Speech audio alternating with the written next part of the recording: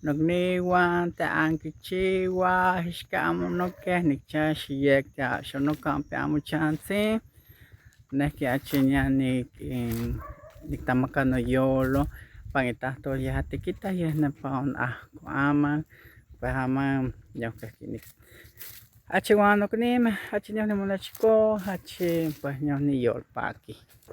Amigos, si están en un momento difícil, o pues yo creo que todos pasamos por momentos difíciles de nuestras vidas, quiero compartirles una bonita palabra. Dice en Salmos, Jehová está cerca de los que están quebrados de corazón. O sea que Dios está siempre contigo. Si estás en un momento difícil, ay, mira el perro.